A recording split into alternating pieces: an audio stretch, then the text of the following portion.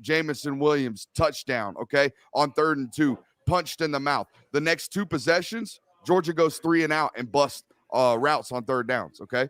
Alabama scores, I think, 37 unanswered from that point on in that football game. That can't happen. That can't happen if you're going to win this football game, okay? In 2020 regular season, Jalen Waddle takes it 91 yards for a touchdown. Georgia throws 2 interceptions on their next 2 possessions. When Alabama punches you in the mouth tonight, you cannot falter, or else it'll turn out just like it has the last 2 games. I think those are the most important things to me. Brooks, as you mentioned, I mean, this Georgia team got out to double-digit leads most of the time when they was against Alabama.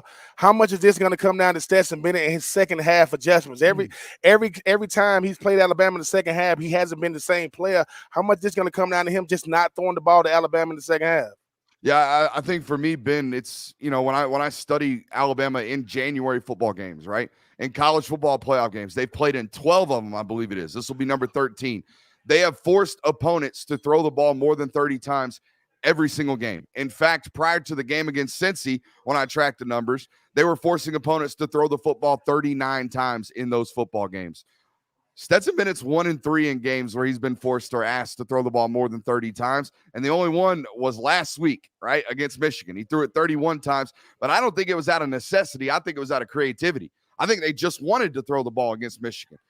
If this game comes down to Stetson Bennett throws the ball 45 times, you guys know how that game ends. You should know how that game ends. If Stetson Bennett leaves this game with 35 pass attempts for 337, 2 touchdowns, no turnovers, I also think you know how this game ends. I think that game ends up in success and ends up in the first national title since 1980. 48 pass attempts, that ain't going to get it done, okay? Because that means you were one-dimensional and playing from behind most of the football game. That can't happen. All right, Brooks, I know we've asked a lot of folks about this leading up to the game. What's different about this go-around than when they played a month ago? Obviously, Christian Robinson might be a little more healthy for Alabama. There's some things that Georgia might be able to do that they weren't able to do last time. Those adjustments defensively did not play their best game last time, especially in the second half against Alabama. What's different tonight that didn't happen in the first go-round? So here's how I've kind of tried to explain it, Kev. This football team back on December 4th, they busted routes offensively.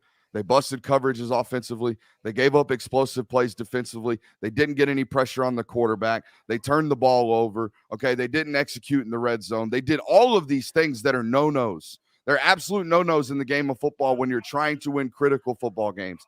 Games like SEC championships and games like national championships. They did it all. They did all the no-nos. They checked every single one of those boxes, and they only lost by 17.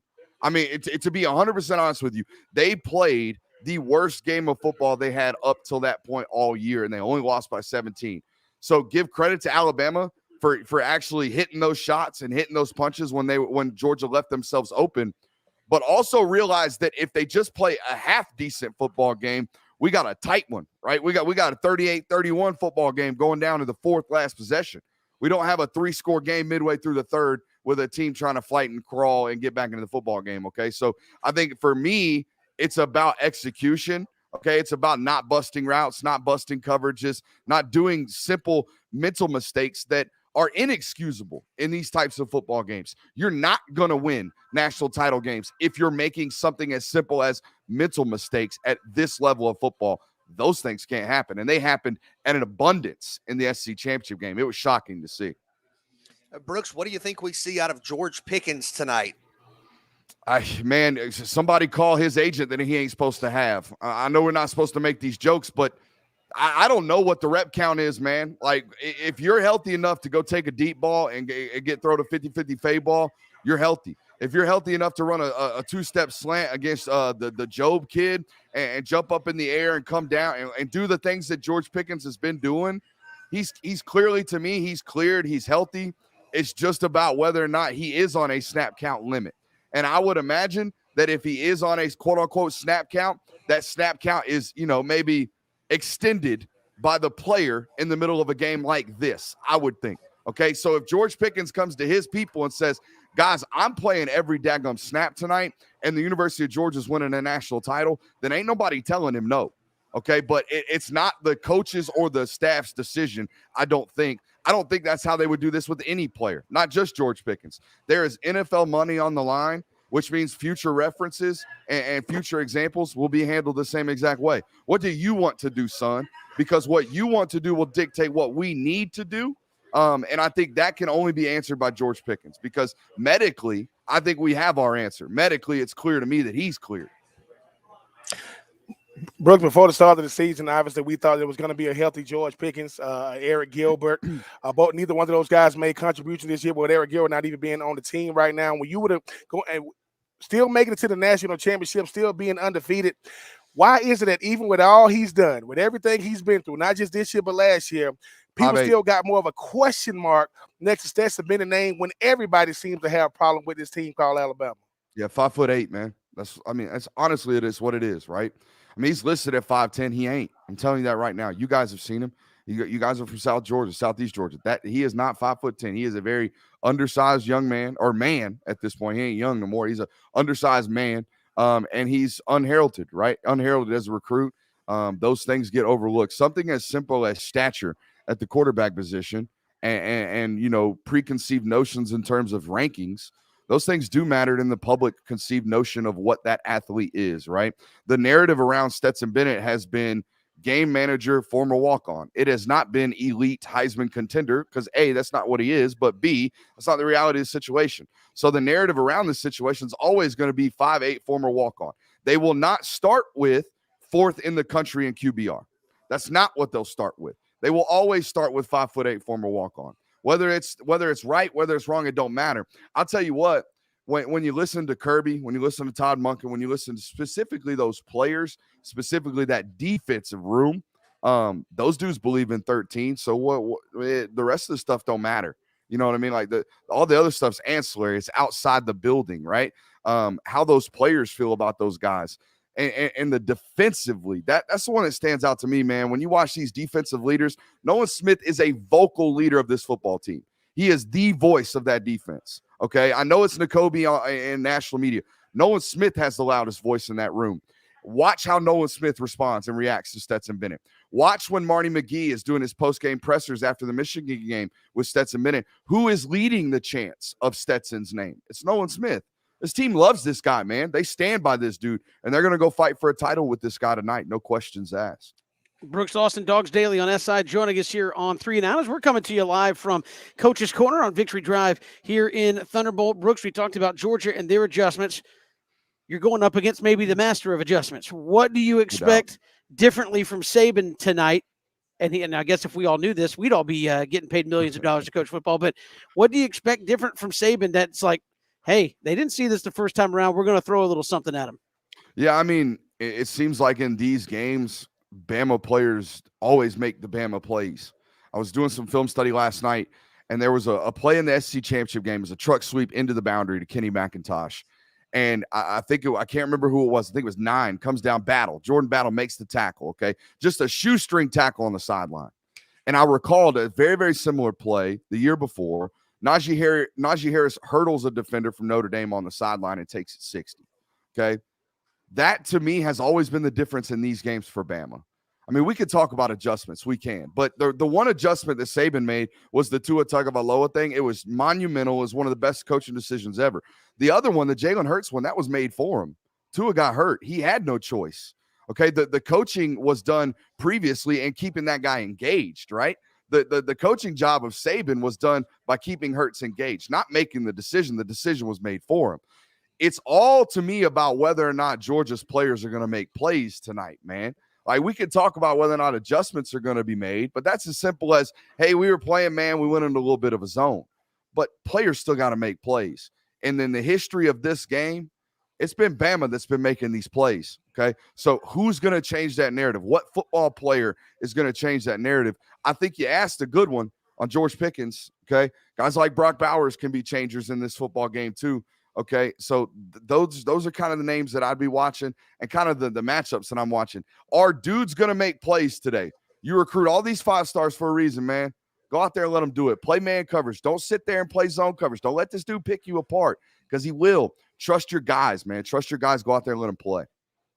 Brooks, a lot of people have said this is going to come down to, no surprise, Alabama's offense against Georgia's defense. Let's say Georgia has a, 4-point lead late. Alabama gets the ball back with 2 minutes. In your mind, who wins that battle? Alabama's offense or Georgia's defense? Yeah, there's nobody better in college football right now under 2 minutes than Bryce Young.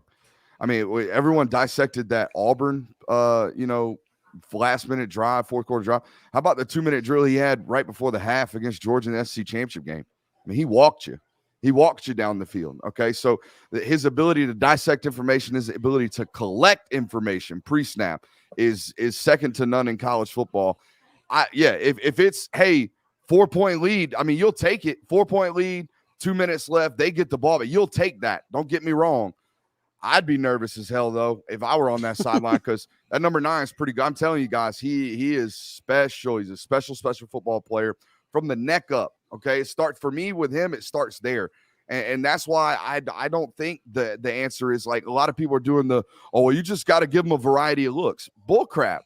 I mean, he knows the looks. He sees the looks. He's going to adjust on the fly. That's what he did all SEC championship game. Georgia tried everything. They ran the whole playbook. It's part of the reason why they busted so many coverages, because they were playing so much junk all over the place the whole game.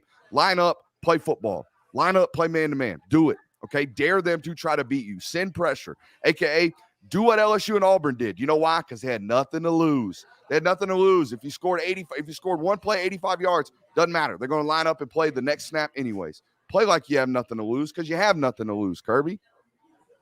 And Brooks, I mean, when it's all said and done, if Georgia can find a way to, finally get over this hump known as Alabama, Stetson Bennett, kid from Black Shield, Georgia, he is 5'8", 5'9", but he was still on the number 1 team in the country all year long. I know what it's going to mean to the Georgia Bulldogs on that field. What is it going to mean to people that's been rooting for the Georgia team trying to finally get over that hump? I mean, let's start with Stetson first.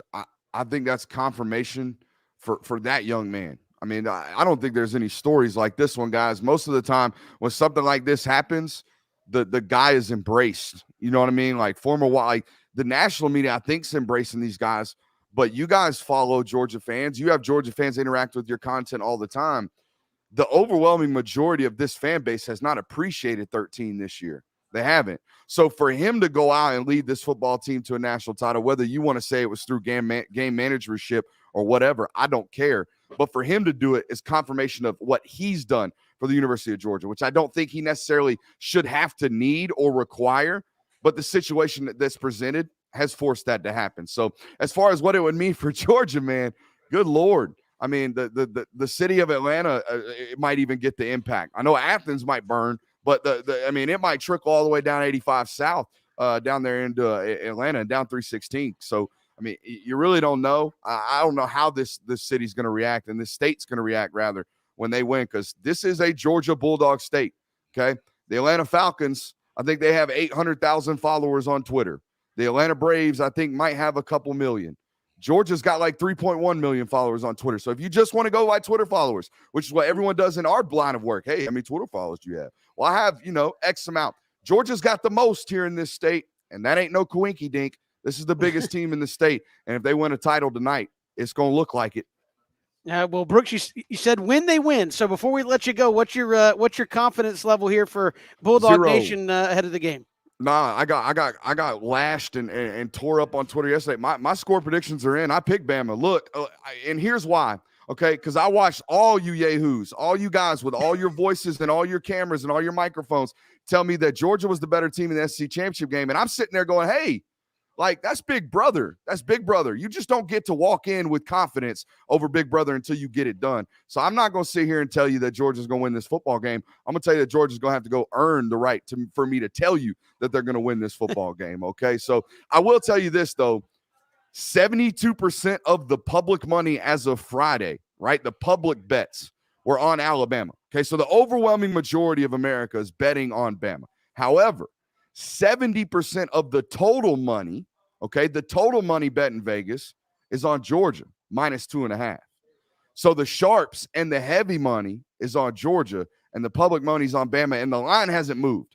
So I don't know what it means. I think the public's everywhere on Bama. The smart people think they want Georgia, but a lot of late money's coming in on Bama. It's going to be a good football game, guys. I don't think we're going to have a 17-point game, 20-point game like we had in the SEC championship game. There's just too many things that went wrong for Georgia in that football game for this one not to be a great one. I expect a 4-quarter fight. Great stuff as always. Brooks Austin, Dogs Daily on SI. Our guest, Brooks, enjoy it tonight, man. We'll talk to you again soon. Yeah, man. We'll see you.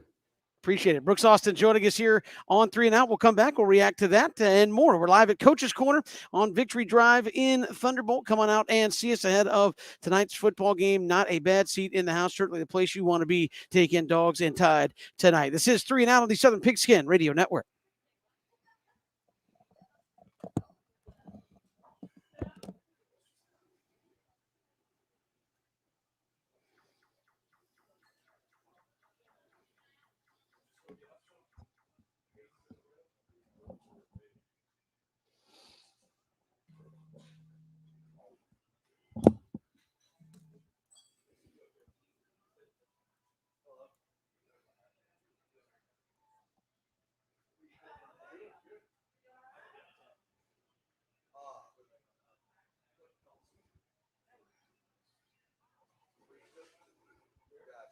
No, I didn't. I just said I think Kevin was trying to see if we messed something up.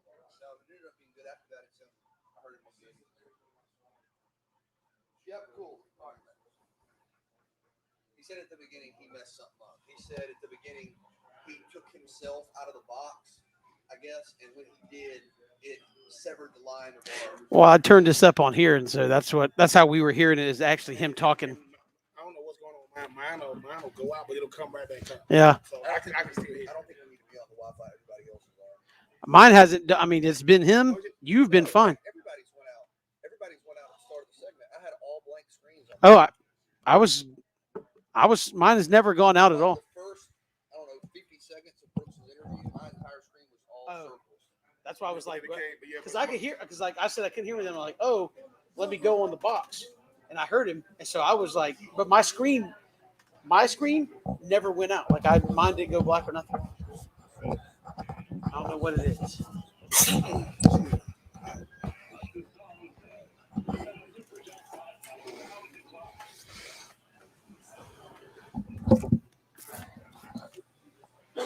So you are or not wanting to do clicks here?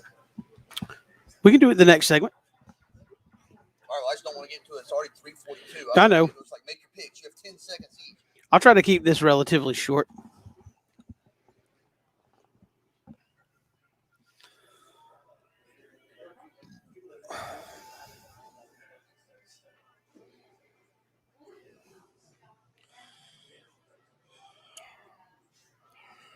I can't remember what I wrote down.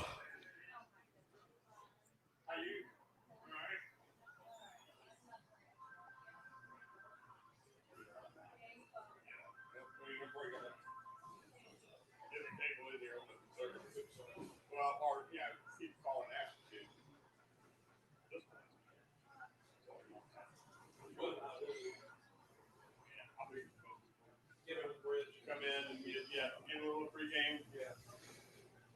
About 40, let's go. Good stuff.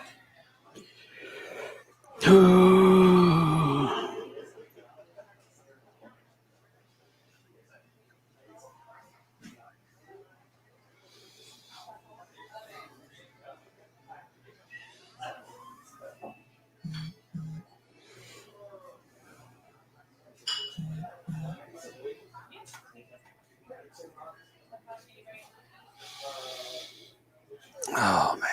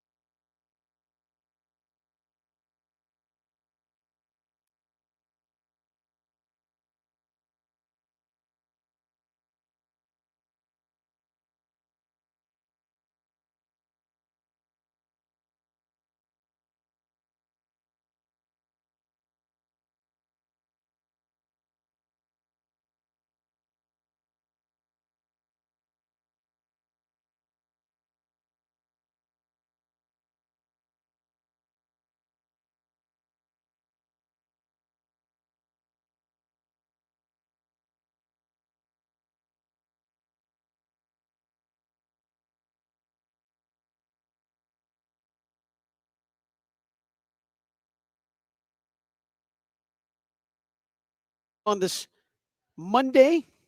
Kevin, BJ, and Ben here at Coach's Corner on Victory Drive in Thunderbolt. No better place to be tonight than right here at Coach's Corner, getting ready for the national championship game. Come on out, grab you a spot, and certainly cozy in for what should be a fantastic football game.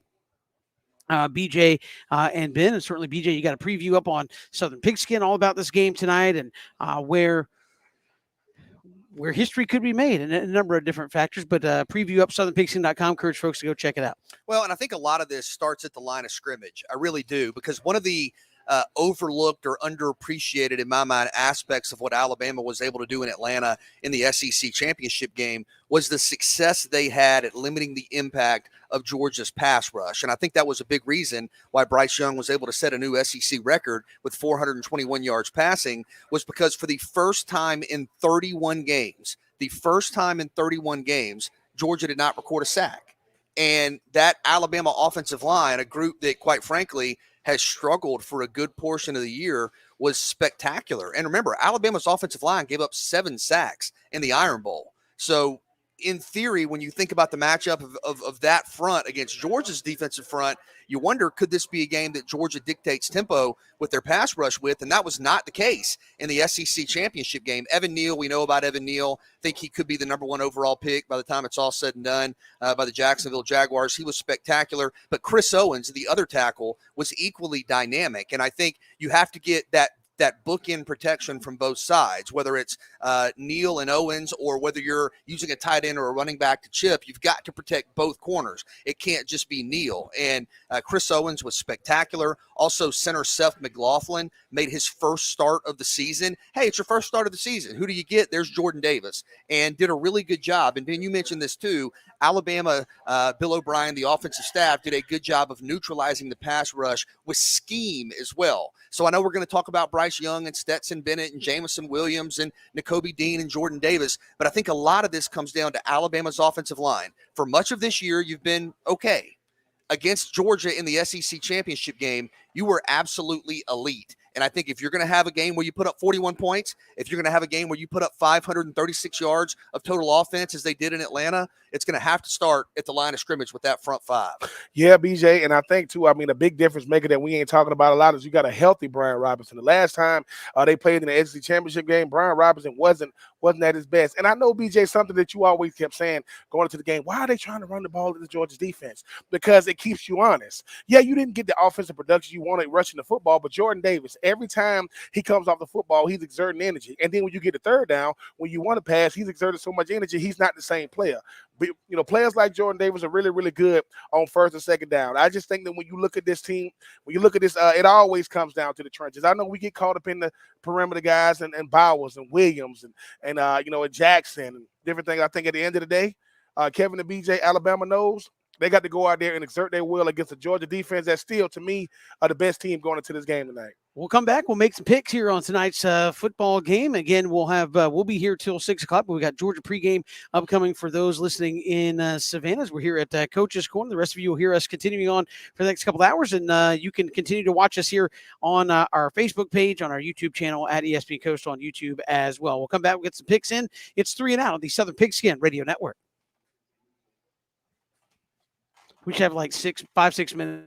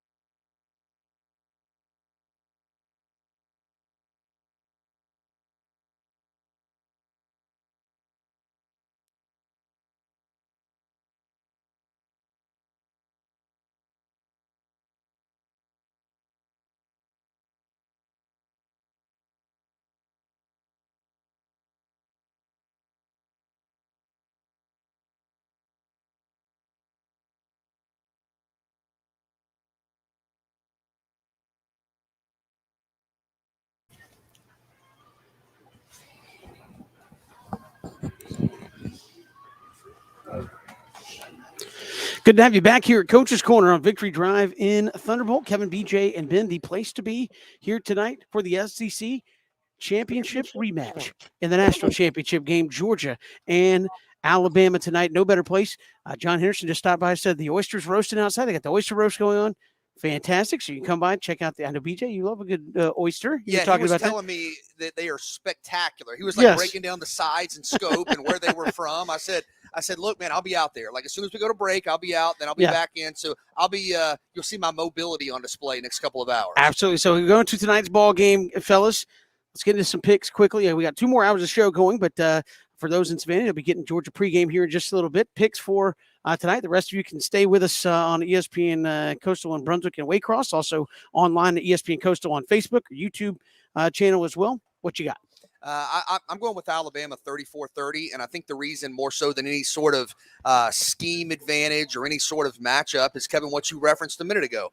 I've seen these two teams play. I've seen it be close, and I've seen Alabama win. And it's kind of like, the Atlanta Braves in the 90s, or it's kind of like Tom Brady, or it's kind of like Alabama. Until I see it go the other way, even if I think there are advantages Georgia can maximize, even if I feel like Georgia feels like they are the best team tonight, I still am going to lean Alabama. So, listen, nothing would surprise me. Georgia is absolutely capable of winning this game, but I'm going to go Alabama 34, Georgia 30. I think Alabama, and Ben, you referenced this, maybe they take the field tonight just kind of feeling like it's another game where there's so much pressure and hype and attention around Georgia. And I don't know directly how that manifests itself, but I think Alabama, this is what we expect them to do. This is where we expect them to be. And I think there's an internal adage there as well. So I'll go Alabama 34-30, but I do expect, Ben, a close competitive game.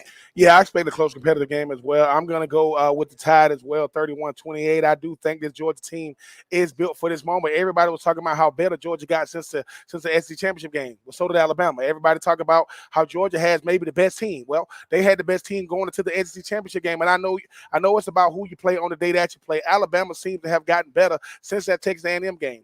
Kevin, something we talk about. Auburn almost beat them. LSU almost beat them. Texas A&M did beat them. They've lost one game in 2 years. I think for this Alabama team, a guy in Will Anderson who didn't have a good game the last time we saw him against Georgia, he's going to have something to say about that today. But I just think that when you talk, Kevin, something you said Monday, Alabama's changing something different. I mean, Alabama's used to being here. Bryce Young has seen Tua. He done seen Jalen. He done seen Mac. He's trying to add to that legacy. So I do think that Georgia is built to take the same field with Alabama and go toe-to-toe with them. But once again, Alabama don't mind having, broke, a beat-up face and teeth missing because they care about that to get the win. I think that at the end of the day, Georgia is built to throw some punches, but I think Alabama's built to take your best punches, keep moving forward. Give me the Tide, 31-28. Teeth missing and hey man, they don't smile. Listen, they don't smile too much. Maybe that's a Nick Saban rule. Who knows? Yeah, probably. You don't smile till it's all over. I don't think Nick Saban ever smiles except for like the 2 minutes after the national championship game. If he wins it, and then he's right back to all right, we got to go to the next thing. But yeah, BJ, I'm with you. I really feel like this is Georgia's best shot to win it. I really do. They are a good team. I think people will sell Stetson Bennett short a little bit. The only thing going in the other way is I've seen, as you said, this story before. Nick Saban, a great coach, great game planner, and I think he comes up with something just a little bit different and something Brooks talked about. Alabama just makes plays. Whenever they need a play, something happens. And so for that reason, I'm not betting against Nick Saban, and that's it. That's my only logical conclusion. Not betting against Nick Saban. I got Alabama 28. Georgia 21, probably a little lower scoring championship game than we've seen in some of the years past, but I got Alabama 28, Georgia 21, and a good national championship game. We've got more to come here on 3 and Out. Stick with us. Find us on ESPN Coastal on YouTube, our Facebook page as well. We're coming right back, 3 and Out.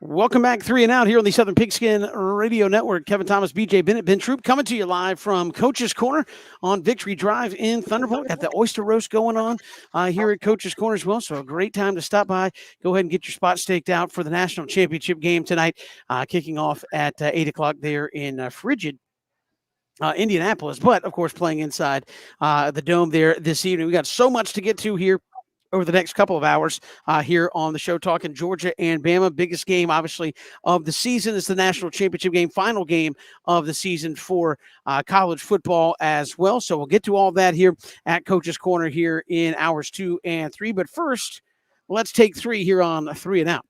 All right, fellas, take 1.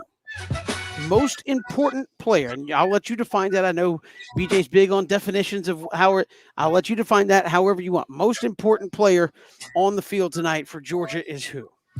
I think it's Stetson Bennett. I do. And I don't think he has to have this iconic fantasy football type game with 400 passing yards and 4 touchdowns. I'll go back to a phrase I use a lot when I talk about quarterbacks and teams, and that's situational effectiveness. I think one of the areas where Georgia struggled in the SEC championship game was you got into the red zone and you didn't score touchdowns. And I think that's where I'm really looking at Stetson Bennett. What do you do when you're down in the red zone and the difference between a field goal and a touchdown is going to directly impact the momentum and the ebb and flow of the game? Stetson Bennett moved the football macro really effectively against Alabama. He threw for 340 yards against the Crimson Tide in the SEC championship. That's the highest total of any quarterback this season. And Stetson's had a fantastic year. Again, he has a higher passer rating than Bryce Young. He's 4th in the country in passer rating. But what does he do? And I say this for any quarterback. What do you do when you're in the red zone? Because, Ben, you've said the hardest yards to get are when the defense is backed up and everybody knows what the deal is. Those are the hardest yards to get. So that's where I'm looking. I think turnovers are going to be key. The last 5 teams to beat Georgia all recorded multiple interceptions. So I think if you're Stetson Bennett, efficiency in the red zone and then avoid the key turnover, I think he's absolutely capable. Some may say, I've seen a lot of talk about Brock Bowers, but just to add a quick thought on that, Brock Bowers in the SEC championship game had 10 catches for 139 yards and a touchdown, and you lost by 17. So that's kind of my question about Brock Bowers is the best game you've had. Alabama basically said, okay, you can get yours, that's fine, but nobody else is going to do it. And you held Georgia to what, 24 points. So I think it needs to be Stetson Bennett distributing the ball, the full length and width of the field. I will go with the quarterback Bennett for the Dogs. For me, it's going to be Darion Kendrick.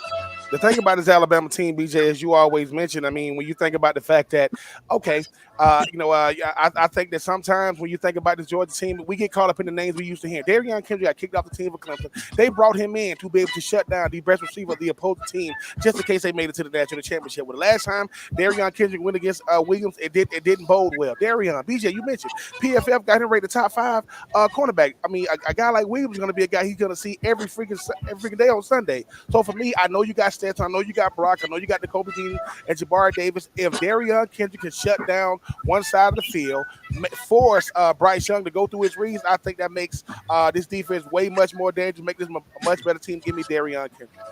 Yeah, I think it's got to be somebody on that defense. I'm going to say Jordan Davis got to be the disruptor. Then, as you said, the lasting image, and it's not the entirety of the game, but sometimes you get caught in a bad moment. The lasting image of Jordan Davis and that Alabama game was Heisman Trophy, maybe talked about with the way he played. And as you said, on one drive, got caught dancing, not getting any push, not really fighting to get upfield, just wore out. And I think he's got to be a difference maker because, Ben, you and I have talked 6'7", 350 don't come around very often, especially at the defensive tackle spot, and a guy that can move. He can't afford to be wore out and just getting patty caked at the line of scrimmage where we're just dancing the tango there. So I think it's got to be Jordan Davis being a disruptor there at the line of scrimmage, kind of set the tone to let those other guys make plays. Take 2. Let's flip the script over to the other side. Who is the most important player on the field tonight for Alabama? It's Jameson Williams, and he proved to be the most important player on the field, I think, in the SEC championship game, down 10-0. You've got to have a play. It felt like this thing was starting to really turn in Georgia's favor. You didn't do much in the opening period offensively. It's what a simple basically kind of a slant route where you settled into a zone in the middle of the field. Williams gets it, and then he's off to the races, and then it's a different game. And Jameson Williams finished the SEC championship game with over 7 receptions, over 180 yards receiving, and 2 scores. And people know Jameson Williams is great. I don't think they fully appreciate what we've seen here. He's one of just 3 receivers this millennium with 75 catches, 20 yards per reception, and 15 touchdowns in a single season. And he obviously has a chance to add to that tonight. So there have not been many receivers in college football history like Jameson Williams. And, oh, by the way, he's the nation's best return man. Had 2 returns for a touchdown in the same game earlier this season. So you mentioned Kendrick. I agree. You've got to, I think, double Williams. Because remember, there's no John Mechie. And I think without Mechie, that puts extra pressure on Jameson Williams to be the guy. Also keep an eye on him on special teams. But I think it's clearly Williams for Alabama. For Alabama, it's a generational talent. It's the guy, BJ, that you felt got disrespected because he wasn't a Heisman Trophy finalist. It's Will Anderson. Will Anderson, BJ, is SEC Defensive Player of the Year. Now, last time he went up against Georgia, you didn't hear a lot from him, right? You don't hear the word generational talent get thrown around that much. Will Anderson got to go out there and disrupt the game, definitely in the passing game, because if he's living in the backfield, if he's living up to the SEC Defensive Player of the Year moniker, one of the best players in the country, the reason why he didn't go to Georgia said they didn't know how big he was going to get. So he should be playing with disrespect. You telling me I'm not good enough to be on defense when I'm the SEC Defensive Player of the Year, when you got N'Kobe Dean, when you got Jordan Davis, when you got Travon Walker, when you got Nolan Smith and those guys, Darion Kendrick. So for me, it has to be Will Anderson. I don't want to hear about how good he is coming into the game. I want to see how good he is when he plays. I'm going to say it's Brandon Robinson. Nobody has run on this Georgia team all season long. Alabama did a little bit with a couple of guys. He's healthy. Brandon Robinson healthy now. If Alabama gets a lead, nobody really this season outside of Alabama, and again, they did it different ways, but nobody has had Georgia late in the game where it's like, hey, we're going to run the football, and you're just not going to stop it. Georgia stopped everybody. And I think if Brandon Robinson can have one of those games where in the fourth quarter he's starting to lean on Georgia and really force him to come down and get physical, I think that's something nobody has done to Georgia all year long. And how capable are they of standing up defensively when a team might be lining up saying, hey, we're going to line up and try to smack you to run the clock out potentially. Again, nobody's been able to do it. I think he could be a big reason if Alabama's able to do it. I think he and obviously Bryce Young, who can totally screw up your game plan, will be the biggest factors there for Alabama. So I think those are the important guys for Georgia and Alabama. All right, fellas, take 3 here. I'm just going to go off top of that because we've had like 6 people come up to us and ask this here at Coach's Corner today and other areas. Monday night national championship game, it's college football. Do you like the Monday night national championship game? And I know they shot down the expansion today with the play. Okay, but should we have this thing on a Saturday night where it's typical rah-rah college football? Of course. Yes. Great question. And it's obvious for a number of reasons. Okay. First and foremost, large swaths of the South were doing no work today. Okay. Because I know it's a Monday or, it's a work day, but everybody's getting ready for the championship game. I mean, I've seen countless tweets saying, yeah, everybody at my office was just kind of looking around. And then somebody finally asked a football question. And then for the last 5 hours, we've been previewing the game. Now, thankfully, that's what we get paid to do. So this has been, a Monday that falls in line. But I think for a lot of people, it's, man, this should be a day where you're getting to spend time with friends and family and maybe, get together and tailgate and have a good time. And then on the flip side, you have to stay up until, this thing's not going to be over till midnight. And if it comes down to the bitter end, it may not be over till 12:30, close to 1. Then you're talking about if your team wins, well, you want to watch the post-game press conference and you want to call buddies and you want to, go on social media. So you're saying if Georgia wins, it could be a lightly attended work day tomorrow. Cam's nodding. He's saying, listen, I'm going to be up late. We're going to win this thing. So you have to get up and go to work the next morning. Come on. What kind of everybody will have a I'm sorry, I can't. People should be able to celebrate this, enjoy this. College football is all about Saturdays. Anyway, I know you have the NFL, but come on, man. The NFL is the NFL. You're not going to take away from the National Football League. I think you were talking to somebody earlier in the day, Kevin, where you said, play the NFL games at 12, 3, 5, whatever, and then play the national championship game at 8 o'clock. Yeah, or do whatever you have to do. this should be on the weekend so that people can fully appreciate it, stay up and watch it. I mean, there are a lot of people. I heard my dad talking about it today. We had lunch with my dad today. Vinny was saying, look, love the game, excited about the game, but at some point I got to go to bed.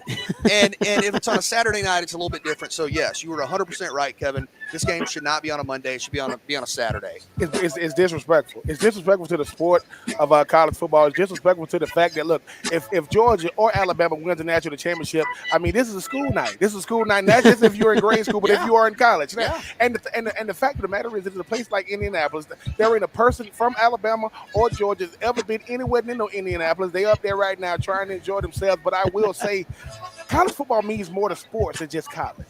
College football is a part of the fabric of sports. You mean to tell me? I mean, there's a reason why college football is. This is how it goes. What I think middle school plays on Thursday, high school plays on Friday, college plays on Saturday, NFL play on Sunday. You need days to recover. If I'm in middle school, Kevin, if I lose on Thursday, I don't got but one more day to deal with till the weekend comes. If I'm in high school and I lose, I got 2 days to get over the comeback money, and so on and so forth. And stop thinking this is just about Georgia and Alabama. This is about people who love college football. This is about the people who heard about the big bad SEC and Alabama and Georgia. And when you do it Monday night, nowhere ever in college football, if somebody said, man, the championship game win Monday night. What? Monday night? I mean, maybe a Thursday night, definitely maybe a Friday night, a Monday night, and just a random Monday night. And you're right about the kids, too. I mean, you got school in the morning. Look, I think you got to scrap that. My kids gonna stay up anyway. I know because they got cell phones. I said turn them lights off. With that, we got light from the phone. But anyway, I just think that when you think about college football and what it means to people, you don't do something like tonight. I guarantee. Now, I will say this though. This is what scares me though. If Alabama and Georgia can't switch this, if Alabama and Georgia national championships on Monday night, what? Are they gonna just let's do it on the Tuesday? No, you don't play championship games during the week. No, you don't do that. People need a full week to get their minds ready, not coming off a weekend to where their team, beat a team like if the Jags beat the Colts and the Colts don't make it to the playoffs, and then the Jags and the Colts both gonna be picking, in the top 15, or if a team like the Titans are the best team in the AFC where are you going with this? Don't the playoffs normally determine who the best team is? I just thought no, the playoffs determine teams that were good enough in the regular season to make it. I'm just saying, no.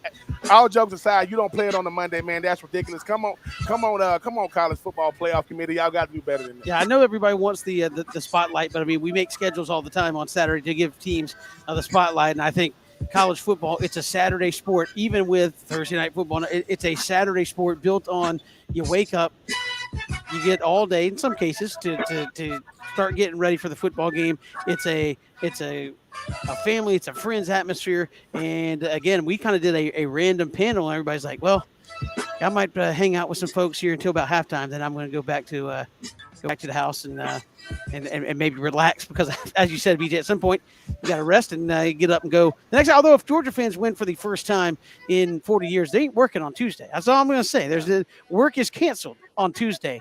If Georgia wins that game tonight. We got more to come here. That's Take 3. We do it every day at this time. It's 3 and Out, coming to you live from Coach's Corner. Come see us. We've got copies of Ben's book to give away as well. They got the oyster roast going on out back. You can take part in that as we count you down to Georgia and Bama. It's 3 and Out on the Southern Pigskin Radio Network.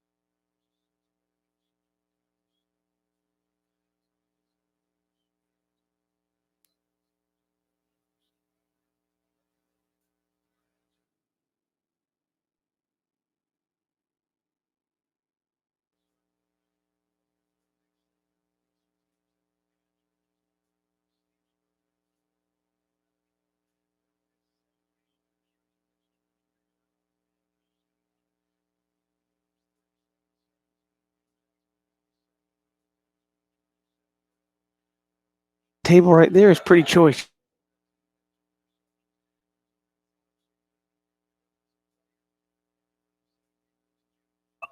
Welcome back. 3 and Out here on the Southern Pigskin Radio Network. Kevin, BJ, and Ben coming to you live from Coach's Corner on Victory Drive in Thunderbolt. Glad you were with us. Also streaming live on our Facebook, our Twitter page, also YouTube at ESPN Coastal. You can check us out streaming live there as well as we talk national championship here from Coach's Corner. Not a bad seat in the house. We already got folks making their spots known here, BJ and Ben, about where they're going to get their best spot here for Georgia Bama tonight. Oyster roast going on out back, so no better place to be than Coach's Corner for the national championship game tonight. But you got quarterbacks in the spotlight all night.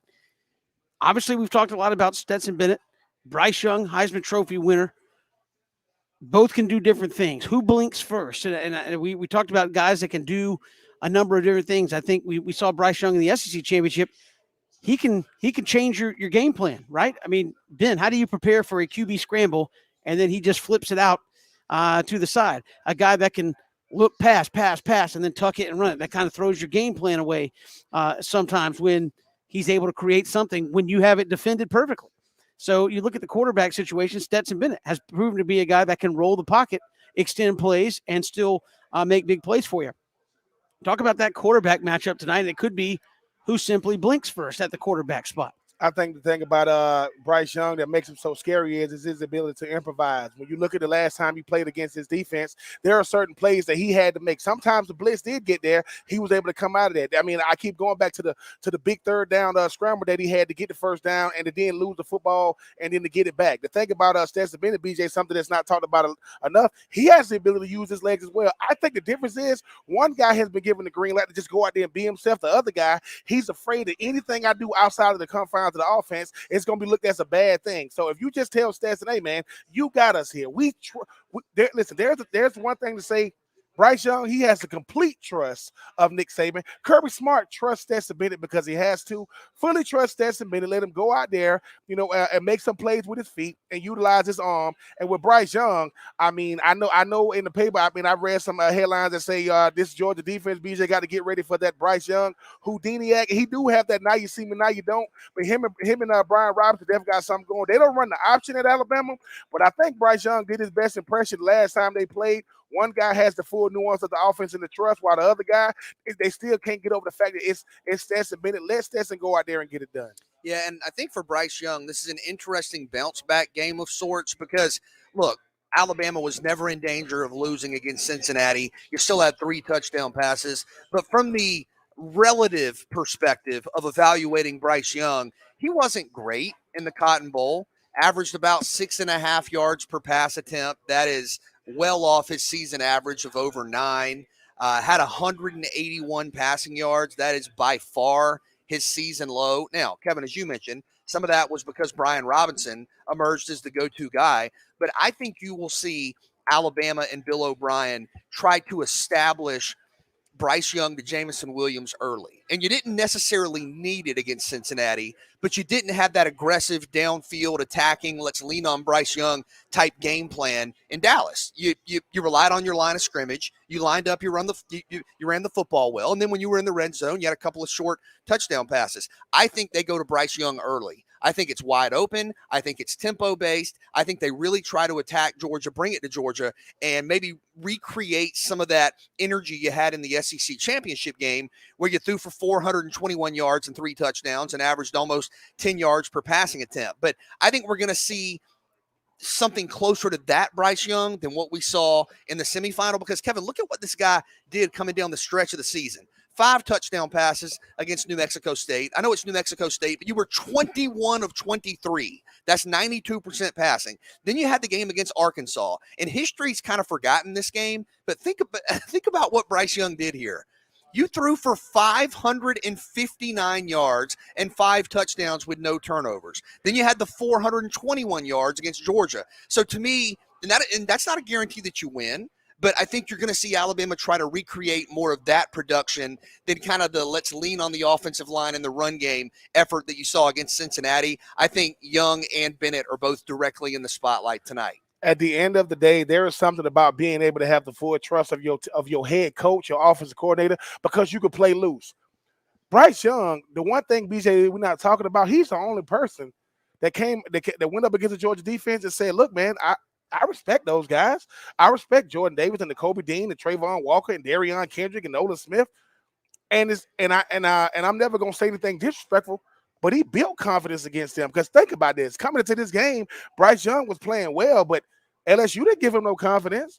Auburn didn't give him no confidence, and then he had to get ready to come up against a Georgia defense that wasn't giving anybody anything all year long. So he built confidence in this game to say, "Hey, man, I can go out there." And it's almost like he plays according to the competition. Alabama. I mean, Georgia's defense is about as good as you can see. But I will say, Stetson Bennett, if they just say, "Hey, Stetson, here go the keys. Get us there. We trust whatever you do." I think that gives Georgia the competitive advantage, because if I'm going into a game, but I know that I can, it's not that how I play. If I know I can make mistakes and I still got your confidence, I play better. But if I'm thinking about mistakes, that takes away what I can do. But I think this quarterback battle is going to be one for the ages. But even though you got two different times of quarterback playing the quarterback position. Yes, and Kevin, I do think if you're Stetson Bennett, you need to make a concerted effort to get the ball to Jermaine Burton, because big plays win big games, right? You need the highlight reel momentum home run plays. And Brock Bowers has been a revelation. I mean, this guy's going to go down as one of the all-time greats. His numbers are ridiculous, but I think you need that complementary production on the perimeter. And I think for stretches of Georgia's season, you haven't always had that. We'll see what George Pickens can do tonight. Of course, Lab McConkey's been a consistent producer, but Jermaine Burton, 19.5 yards per catch. He is the field stretcher for this team. Bowers for a tight end, certainly, but I think 19, close to 20 yards per catch. I think you need one or two of those home run plays. And what you had, the 50-yard touchdown in the Orange Bowl from Bennett to Burton, I think you need to see Stetson get the ball to Jermaine Burton tonight. And again, two differing kind of quarterbacks here. Obviously, everybody's saying Stetson don't make the mistake. I mean, it's not as though Bryce Young is above reproach in terms of making a mistake. It is picking the cotton ball. Yeah, it's possible for him to make mistakes too. So it could be simply a matter of who blinks first at quarterback. I think you feel like Alabama, obviously we've talked about it, they don't make a whole lot of mistakes, especially in big games, and they bounce back from them when they do. But to me, which quarterback blinks first? If Stetson Bennett gets out rolling, BJ gets that momentum going, certainly he's going to play with a lot more confidence. And again, it seems like every time he makes a mistake, you get the fan base going, oh, there it is. It seems like you're always waiting for the other shoe to drop there with Stetson. But it could just be a matter of which quarterback makes that key mistake at the wrong time. Well, and Ben, you said something earlier that I want to touch on, because I think it's right. Man, let Stetson go. If you're going to go out and your game plan is to try to let him manage, and I hear people say that, right? Stetson Bennett's a game manager. I don't get that sense. You're talking about a guy that finished his career as one of the top 10 all-time leading passers in Georgia high school history. I don't know that there have been many games in Stetson Bennett's career where his job has been go out there, just don't turn the ball over, and kind of keep us in it. Now, of course, Georgia's got a great defense, and you're going to win games that way. But Stetson Bennett is not a guy that I don't think, in terms of when he's necessarily at his best, it's just go out there and don't mess it up. He just completed 20 of 30 passes for 313 yards and 3 touchdowns in the Orange Bowl. The game before that, he went for 340 with 3 touchdowns against Alabama. The game before that, he threw 4 touchdown passes against Georgia Tech. His first start this year, he threw 5 touchdown passes and a half against UAB. Maybe the second best team Georgia played during the regular season, Kentucky, after Clemson. Stetson threw 3 touchdown passes and averaged 13 yards per pass attempt. I think if you're asking Stetson to dink and dunk and kind of be careful and get rid of it, that's not what Stetson Bennett does. This guy throws the ball. This guy spreads the field. And Georgia's always going to base what it does off of physical play at the line of scrimmage, play action, and a north-south running game. I'm not saying ignore that, but I think this idea that Stetson Bennett is out there and he's looking for a quick 3-yard out or a quick, one-step slant, that's not Stetson Bennett. That's not what he's been this year. He has one fewer pass of 70 yards than Bryce Young does this year. So for people who go, Stetson Bennett doesn't push the ball downfield, the stats don't reflect that. That's something people make up in their mind. If Stetson Bennett's your guy and he's earned that right, let him go out and do it. Let him go out and throw the rock. He's earned that. I think people look at certain things as a slight. It's not a slight. Every quarterback is a game manager. Every last one of them. Some of them just manage the game better than others. Who would you rather have a quarterback managing your game? You rather have Bo Nix or Stetson? I'd rather have Stetson. Everybody not named Alabama, he managed the game better than the other quarterback because he came out victorious. It's how you man. Quarterbacks is just another name of point guard, playmakers. I help the guys around me because I touch the ball every single play. If it's a run game in the bad look, I go to a pass. If it's a pass in the bad look, go to a run. Whenever my offensive line doesn't block it up, I got to be able to improvise. That's what Stetson does. The problem is it comes once again, BJ, 70-yard passes. Not only do they not happen that often, most of the time they shouldn't even be attempted. And they aren't 70-yard passes. It was called for 30 and ran for 40, but it would end up being a 70-yard catch and run. I get it. But I just think that sometimes when it comes to Stetson Bennett, we can't get past how he got here and what he did when he got here. People Okay, can. was anybody saying that about Baker Mayfield? No, BJ, because at the end of the day, sometimes you just don't fit the narrative, right? Sometimes people get saying, "Hey man, how did Stetson get in here? He beat everybody." Yeah, but he's back again. Think about this: most players, myself included, won't even sniff a national championship. I've seen a bunch of them.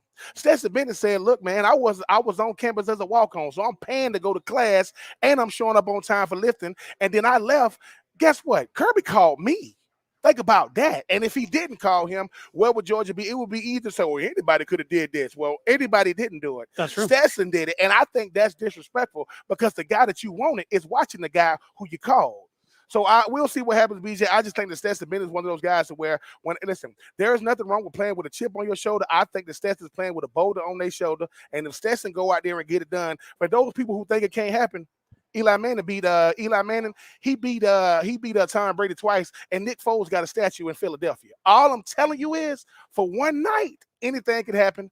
That's why we're looking forward to it come 8 o'clock. Yeah, we got more to come here on 3 and Out. It's going to be a nice quarterback matchup, a nice dichotomy of styles there, but man, this could be a man's game on the line of scrimmage tonight for both of these teams. A lot of NFL talent on both sides of the line of scrimmage for both of these teams. We'll break that down when we come back. We're live here at Coach's Corner on Victory Drive in Thunderbolt. Love for you to come out here and see us. Grab a spot for tonight's big championship game. Got the oyster roast, of course, great food all the time here at Coach's Corner. It's 3 and Out all across the Southern Pigskin Radio Network, streaming live, ESPNCoastal.com, also on our Facebook, Twitter, and YouTube page. You can catch us streaming live here at Coach's Corner as well.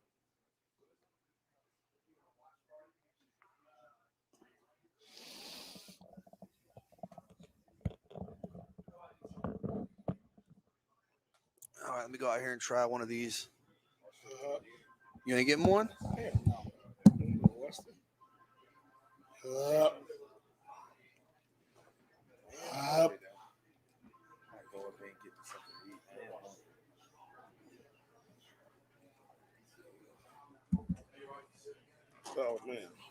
Oh man, I must say the BY just had on he had on the J's, the patent leather ones, the red and blacks. Yeah. They cost too much, but I want them without talk. I got for retail. Well, I mean, yeah, but I'm not gonna get in that lottery. I mean, I'm not even gonna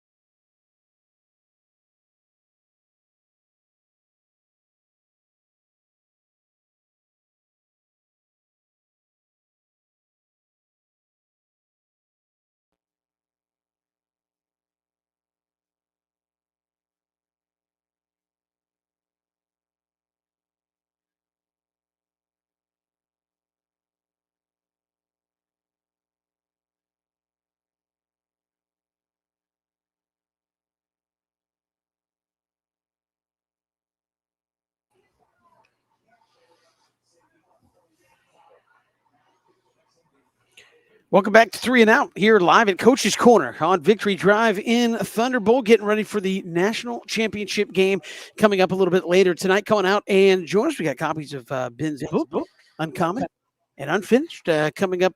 You can come out here and see us, get a copy of that. Also, national championship game right here at Coach's Corner. No better spot to be than right here at Coach's Corner. They got the oyster roast going out back. You've got great food. Not a bad spot here at all at Coach's Corner to watch that game tonight. And you want to talk about battles, BJ and Ben?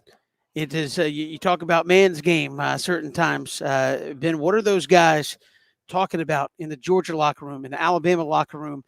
Those guys who are going to make hay tonight, putting their hand in the turf for both of these teams, offensively and defensively, with just NFL prospects on both sides of the line of scrimmage, pretty much straight across for both of these teams. They call it, if you scared, say you scared football. All that cute stuff on the outside, you can throw it away when you talk about the trenches. BJ, we keep talking about what happened the last game. You know what we're really saying is Jordan Davis looked normal. We hadn't seen it all year, right? Think about if you Alabama's offensive line, and all you seen is here is big bad Georgia. Like, wait a minute, I go to Alabama. It's not like I don't have to deal with players, week in and week out, game in and game out. But every game is won and lost. Like we get caught up in what's happening outside in the trenches. The reason why Bryce Young had the game he had the last time, even though I don't want to dwell on it, was, dude, they weren't getting there. We talk. Listen, Trayvon Walker has made himself a lot of money this postseason. He ain't do it against Alabama. Jordan Davis got first team All-American. It wasn't because of when he played against Alabama, and the Kobe Dean hit everything that moves. I just think that when we break down this game, come tomorrow, what happens? Well, it's gonna start tonight. It's not gonna end tonight. It's gonna end in the morning. So in the morning, when this game is over, we're gonna go back and say who won those individual battles. Who won? I mean, that guard and that center that's got to deal with Jordan Davis. I mean, and then when you look at the other side, when you look at Alabama's defense, Will Anderson. I mean, can he go out there and prove he is a generational talent? Football is always going to be won and lost right there in the trenches. I know we make it about what the quarterbacks do, what the running backs do, what the tight ends and receivers do. The only reason why they can go out there and do what we've done, and I say we because I benefited from them, when we got an offensive line that can hold up. Because offensive line job is to keep that quarterback clean, right? Make sure they reestablish and reinforce, enforce their will in the run game. And I've heard the offensive lineman say, it don't matter who it is. I don't care who he is in front of me. We gotta get it done. Because BJ, think about this. Me and Kevin talked about this in the beginning of the week or beginning of last week. If I know we're talking about Bryce Young and his legacy, think about the offensive line legacy at Alabama. Think about the defensive line legacy at Georgia. You living up to that too, because I'm watching my position first and the other position second, but I do think it's going to come down to the battle of the trenches. And once again, that builds confidence if you Alabama, because Bryce Young can improvise and he's getting blocked up. But if you Stetson Bennett, if those Warren McClendon, those guys got to go out there and get it done, because the last thing you want to do is let Will Anderson disrupt this entire football game. Yeah, I love this matchup at the line of scrimmage. It's an all-time matchup both ways. Again, to go back to what happened in Atlanta in the SEC championship game, Alabama's much maligned offensive line had by far its best game of the year. Said this earlier, but it was the first time in 31 games Georgia had been held without a sack. And that's why Bryce Young was able to do what he was able to do. Now, you look at the other side, Georgia's offensive line has been awesome. You talk about a unit that has not gotten enough credit for what it's done this year. Georgia right now has allowed 11 sacks in 14 games. The only team allowing fewer sacks per game than Georgia in the country is Army. And remember, going back to the beginning of this season, they don't throw the ball. Yeah, they throw like 7 times a month. So, and going back to the start of the season, a lot of people said, well, I have some questions relatively about this offensive front. This offensive front has dominated, and they have been awesome in pass protection.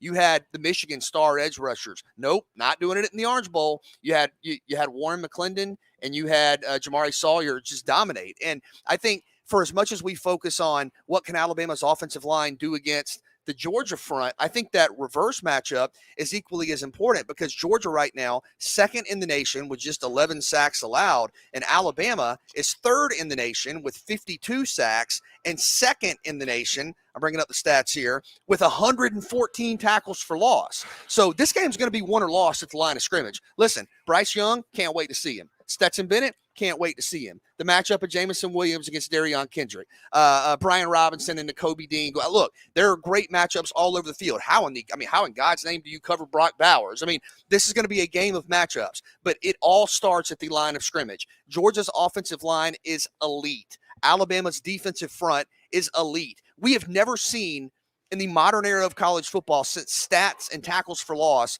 were counted as official statistics, we have never seen anything like what's happening with Will Anderson. Mm-hmm. And Ben, you mentioned it. This is how good he's been. He had a sack and 2 tackles for loss in the SEC championship game, but because we're so used to him having 4 tackles for loss, people are like, yeah, he didn't do much. I mean, that's how good you are. You have a sack and 2 tackles for loss, and everybody goes, yeah, Will Anderson didn't really do much. Nolan Smith, I mean, you're talking about Channing Tindall, Nakobe Dean, Travon Walker. This game is going to be won by the defensive linemen, by the linebackers, by the offensive linemen, and skill players, awesome. Quarterbacks, tremendous stories. Keep an eye on what happens up front, Ben, because that is where this game is going to be won by somebody right at the line of scrimmage. Man, bring your crew with you. You know, and the thing about it is, BJ, I mean, when you talk about the cast of characters on that Georgia defensive line, pick your poison, right? I mean, when you think about Jordan Davis, when you think about Nakobe Dean and Walker and Smith, and I just think that sometimes Nolan Smith tonight, and you know what, and I know I picked Darion Kendrick as my guy, as my guy to watch, or the most important player, for Georgia. Number 2 might be Nolan Smith, and this is why Nolan Smith is going to get single cover. He's going to get one-on-one, right? And BJ, going back 3 years ago now, it's already been 3 years. Number 1 player in the country, and the thing about it is, I mean, this is when stars are made, right? Yeah, you've done some things in the regular season when certain people are watching. What happens when everybody's watching? Alabama's saying to themselves, listen, man, we need to repeat what we did a month ago. If you Georgia's defensive line, you saying, hey, man, what's the purpose of having all these awards and we can't do it against a team we was built for? Because that's what it comes down to. In the trenches, I'm built for certain stuff. I don't think nobody on Alabama offensive line meets the same talent threshold as a Jordan Davis, but Jordan Davis was a non-factor the last time they played. Nakobe Dean, yes, he's the man in the run game, but BJ, as you mentioned, he's going up against a Brian Robinson that was not 100%. I just think that when we get so caught up in these matchups on the outside, I do think it's going to come down to the trenches. And at the end of the day, we talk about all these passing yards. If Alabama can establish the run, how much more dangerous does that make them? Because now you got play action pass. Now you got them linebackers stepping up. But yes, when someone's talking about those skill position guys, and obviously I'm very biased to the skill position guys. Being a position I played back in the day, but I know it always comes if Brock Bowers, BJ, and all these guys put up these big numbers, Kevin, is because they playing 7-on-7 back there. And if Bryce Young can play 7-on-7, I don't care if you got Deion Sanders back there. They ain't built to hold up for 5 and 6 seconds. That's gonna bode well for the Crimson Tide. But if Stetson Bennett can have a clean pocket and Will Anderson, BJ, could be a non-factor, and even if it ain't Brock Bowers, even if it ain't a Kier Jackson or a Burton. Maybe it's a James Cook. So, yeah, so much talk about the outside, but it's going to come down to the big uglies in the middle. And whoever can play an uglier game and force the other team to get out of their rhythm got a better shot to win it. Yeah, again, I love games in the trenches. I know, Ben, you weren't necessarily a fan of putting your hand in the dirt. You said, I will bend over it, then I will get out of the way. Hey, man, listen. I did my part. Go to the South Carolina tape my senior year. Watch me do the one. BJ and I can go to the tape. Yeah, you want to go to the tape? No, I don't know. We got some tape. I'm telling you the tape to go to. I didn't say go to Kentucky. Right, because I was getting game plan. I was SEC. I was SEC special team player of the week coming into the game. But but I'm sorry, Derek Adams is one of the all-time greats. No, but I will say this. Nothing is greater from the tight end position than making sure because I love my running backs too. I mean, we had those theatric phase on. Y'all heard what I told him in the halftime against Arkansas. I said, run behind you. Because the thing about it is that I said, listen, run behind you, boy. We'll take it. I didn't say run behind you, boy. But I will say this, BJ. What makes the game easier? Yeah. Brock Bowers or a tight end trying to catch a pass, break tackles, and score points. Or me blocking my man and letting Cook and letting Zamir White and letting Brian Robinson, those guys go out there and do what they do. So it's a battle of the minds. It ain't for the weak, Kevin, when you put your hand on the ground. I do remember, BJ, a certain former tight end saying, quote, whenever I had to go on the line, I was always saying, who's going to give me some help over here? Oh, listen. So I'll work the double team and I'll chip. But I need the chip guy, chocolate chips, man. Listen, I want the chips and dip. But at the end of the day, I just think that, being a former tight end, And as much as you want to get out there and make plays and have everybody call your name, when the coach said when nobody knew you was on the field but we won, you did your job. Because I think sometimes, BJ and Kevin, it comes, I want to get my name called. I know I got blown up against Kentucky. I know I got my head rocked. You told me is, hey, when I was in Tennessee, Ben Hall, he was blocking. Ben Hartsock, he was blocking. Aaron Kinney, he was blocking. Bo Scaife, he was blocking. Listen, the great you were doing some catching. The great LL Cool J said it best on Any Given Sunday. How much you paying that 300-pound blocker? Let him block. I'm just saying, man. That ain't what I excelled at. I never ever said I excelled at any one thing. I just knew what my job was, BJ, and in the trenches, right? He's standing right there in front of you. Just imagine you got to fight a dude 70 times. Play in and play out. I got the best of him, and he's getting up. He got the best of me, and he's getting up. And we're going to punch each other in the mouth. BJ, I know you don't want nobody to punch you in the face, but sometimes that's what it comes down to. We'll save the face punching for later. We're here at Coach's Corner on Victory Drive in the Thunderbolt. Come see us. We count you down towards the national championship game, Georgia and Alabama. This is 3 and Out on the Southern Pigskin Radio Network.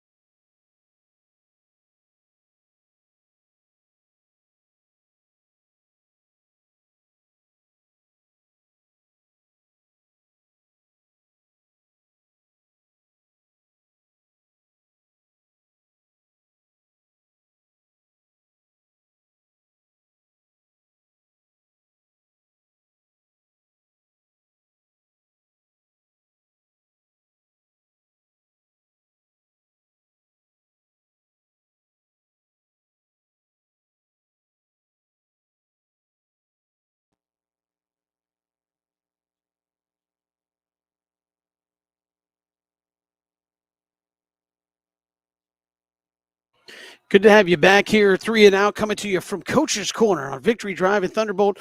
Oysters are roasting right outside. BJ's getting he's been rubbing his hands together, going, I'm going to have to slide back out there. Come down to Coach's Corner, pick you out a spot for tonight's championship game between Bama and Georgia. Going to be a great one. Obviously, BJ and Ben, it's understating it, I think, when we've asked people what a win for Georgia would mean. I don't know if there's a program in the country, maybe Michigan, but I don't even know if Michigan has won one since then. I don't know if there's a program in the country that talks more about the last time they won a national championship than Georgia, and they would like nothing else, obviously, better than to end that drought. You're playing for a generation. I mean, you're playing for history. You're playing for, a large percentage of your fans who have never seen a national championship. You've seen the Dogs be close as you could possibly be. Sure. A couple of years ago in Atlanta, but this is a legacy game. This is a tradition game. This is a history game. And Ben, I think what this would mean to so many people, just indescribable. Yeah, and I think at the end of the day, Kevin and BJ, sometimes, I mean, it always comes from a person you didn't see it coming with. It don't got to be, this big time, big arm quarterback. I do think Stetson Bennett does have all these things, but I say Stetson Bennett says something that I think has a lot to do. He said this is a dream come true. He grew up a Georgia Bulldog fan. He always wanted to be the starting quarterback, saying, hey, man, I'm going to lead them back to the promised land. And I just think that sometimes people, you go out there and watch this man go out there and get it done. Stetson, go out there and handle your business tonight, young man. We've got another hour to go here, counting it down towards the national championship game. Come on out to Coach's Corner and join us for 3 and Out all across the Southern Pigskin Radio Network, streaming live on YouTube, Facebook, and Twitter.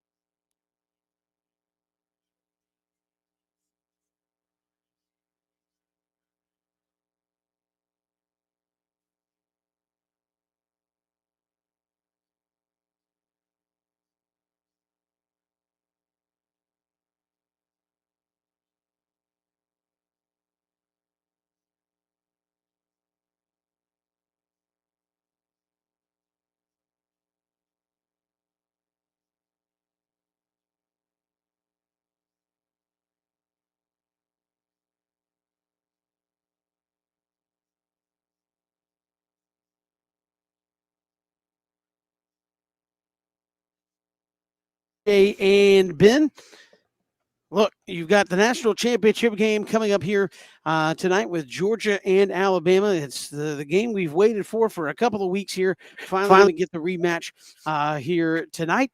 And again, legacy game. We've talked a number about that with what's on the line, not just for Kirby Smart and Georgia, but individual guys out there in the storybook a script that's being written right now for Stetson Bennett. And I know sometimes you can say, oh, that's getting played up, but it really is. You've not seen a story like that anytime. I would say, BJ, the closest thing you've probably seen is Baker Mayfield.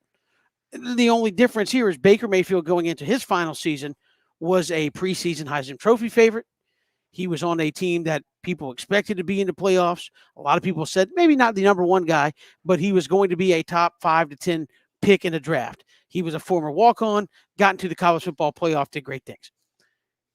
Here you have a guy who's a former walk-on, actually left the program, came back, was not even the starter preseason, right? It was not the starter game one for Georgia. Came in, despite all that, was put back, was on scholarship, obviously a big reason he came back, and now has crafted Georgia to the national championship game. So you're talking about a player who could potentially win a national championship at a school that's gone through a significant dry spell in terms of championships, 40-plus years, as a former walk-on, not even named the starter preseason, and could bump off the big bad wolf on the block in Alabama to win a national championship. I mean, this is the kind of stuff that if I were to go in and pitch you on this story, you'd be like, okay, you're kind of overselling it a little bit, right? I mean, you would say, they'd be like, all right, okay, we get it as the underdog story, but you're putting a little too much on there. But we literally haven't seen a guy in his position put in this position where you could win the ultimate prize in college football. Well, and DJ Shockley said last week on the show, he said, if Georgia wins and, Stetson does his thing, get ready for the 30 for 30 because it's coming, and rightfully so. And Stetson Bennett is an incredible story. That's part of the profile. He's also an incredible player. And a lot of people have said, oh man, everybody's talking about Stetson Bennett this week. I don't know that we're talking about Stetson Bennett enough in terms of what he's done. And I keep going back to this, and I understand it's a frame of reference thing. I understand it's just a statistical context, but for context, Stetson Bennett, and I'll keep repeating it, is 4th in the nation in passer rating. That's the tally that takes everything into account: touchdowns, interceptions, yards per attempt, completion percentage. He has a higher passer rating than Bryce Young. He has a higher passer rating than Caleb Williams. He has a fairly significantly higher passer rating than Kenny Pickett. I mean, you're talking about a guy who statistically has been one of the best quarterbacks in the country. And I know, some people will say, yeah, well, look at who he did it against. And my answer to that is, yeah, look at who he did it against. You saw him play really well against Kentucky. That was a top 15 matchup. You saw him go on the road against Tennessee when here come the Vols. They're back. Nope, not with Stetson Bennett there. You saw him against Michigan, a famed defense, that defensive line. Stetson Bennett was great. Had one of the great Orange Bowl games we've seen. So this guy has been there. He's stepped into the spotlight. He's embraced it. He's played with a chip on his shoulder. And he hasn't gotten the credit he's deserved. And I don't just mean that, regionally in terms of SEC fans or Georgia fans, but nationally. It's like the story's been, oh, wow, look, here's Stetson Bennett. He's trying his best. Oh, look, yeah. No, this guy's a great college football quarterback. The numbers back that up. The wins back that up. And he's earned where he is. He has earned the right to lead a team into the national championship game, which is what he's done. And I also want to say this. If he maybe doesn't play great tonight and Georgia loses, it's still been an incredible season. It's still been a season where you made it to the national championship game and you were one of the most proficient players in the country. So we'll see. Yes, if Georgia wins tonight, Stetson Bennett is an all-time legend. He's Buck Belue. I mean, that's who we all talk about, right? But even if he loses, what has happened this season has been, like you said, a guy that was undersized, under-recruited, didn't get the scholarship offer out of high school despite one of the great careers we've ever seen. I mean, folks in Blackshear know that. Waycross, Pierce County area. I mean, one of the great careers we've ever seen. And then, gets the call, Ben, to come back and answers every call, answers every question, is right there for Georgia. Ben, you've asked this question a number of times throughout the season. Where would Georgia be without Stetson Bennett? Not just this year. What about last year? So this guy's been there for the program he loves. He's done it, without getting the credit. He's done it getting probably too much of the criticism from time to time, and he's still there. He's still there doing it. And I think Stetson's a competitor. I don't think he's worried about all that stuff. End of the day, I think he wants to go out there and ball, and he has. But this guy's been one of the best quarterbacks in college football. Don't give him anything less than that. He's been one of the best quarterbacks in college football this year. Will he win a championship tonight? I don't know.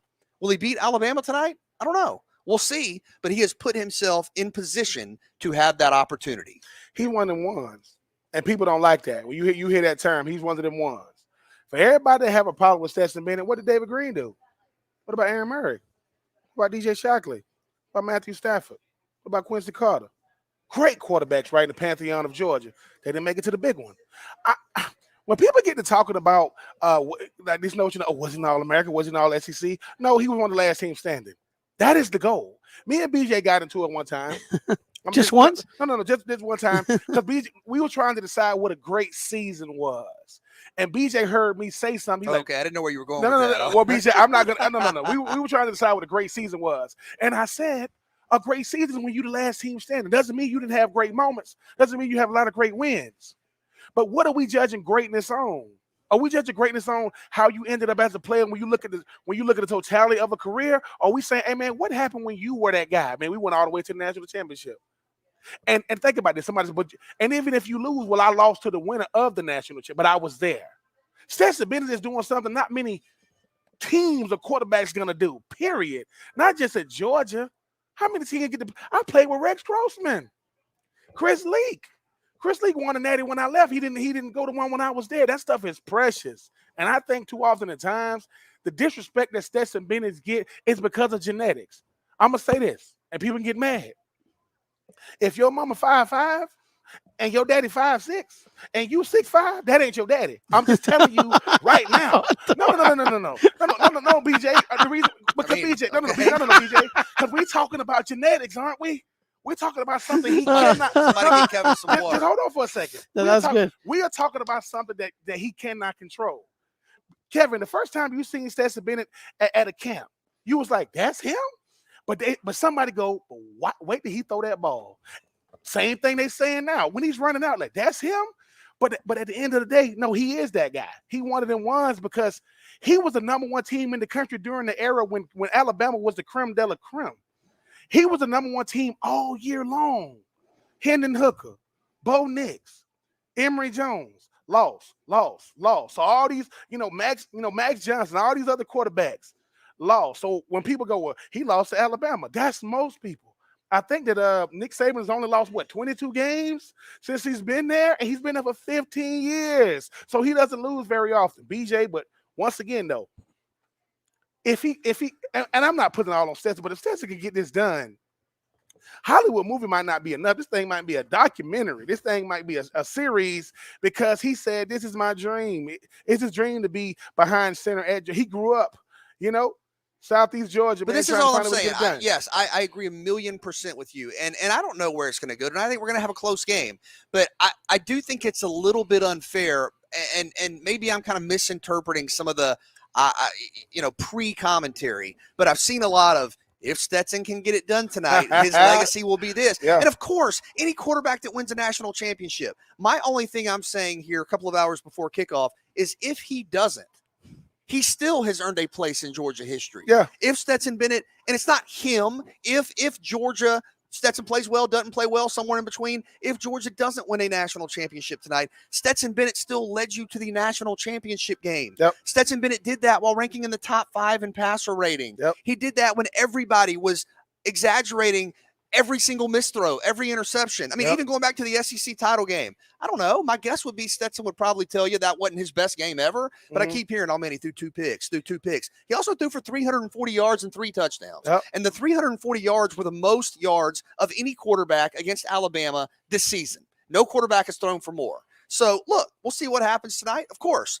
history is going to focus on the championships. And if Stetson wins tonight, I mean, like DJ Shockley said, man, he's never going to buy a meal again in the state of Georgia. He's going to have the 30 for 30s, the documentaries. But if he loses, I'm going to be really disappointed if I see the narratives on social media of, see, this happened. Well, if you it's going to be there if they don't win. But I mean, this is all I'm saying, that Kevin. may or may not be fair. Yeah, this is all I'm saying. If you're only evaluating quarterbacks, if they can only be acclaimed if they beat Alabama in the national championship that's a very short list. that's an extremely short list. That's all I'm saying. I think he's going to play. I think he's going to play well tonight. I think you're talking about under under Nick Saban in the national championship.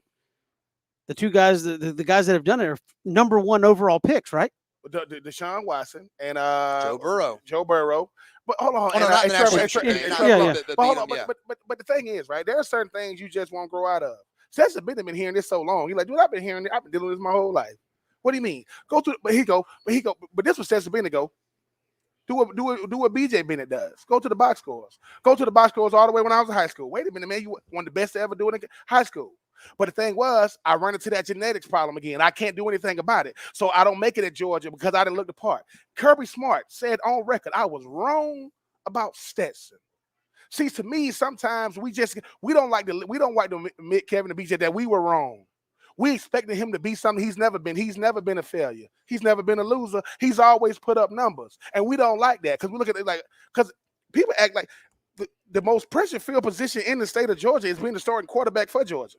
That is the most pressure anybody's going to feel. And he's doing it. So when he's sitting in a room with David Green, DJ Shockley, Matthew Stafford, Aaron Murray, Quincy Carter, they saying, hey, dude, man, what's like playing the Natty? Because, matter of fact, I would be sitting in there saying what it's like. Most people don't know what Blackshear, Georgia. They just said it on national TV because that's where he's from. That's right. So all I'm saying is when people say, who put Blackshear on the map? Dude named Stetson. Stetson Bennett. Stetson Bennett life would have been just fine, being just fine, but he said, dude, give me the opportunity, watch what I do with it. And this time last year, people was laughing because he lost against Georgia, lost against Alabama, beat the brakes off of Florida. Beat the brakes off of Florida this year. Now he get to face Alabama again. We'll see what happens, but I do think, BJ, the disrespect has nothing to do with Stetson. It's because at the end of the day, Stetson said, if you could do what I would do, you would be doing it.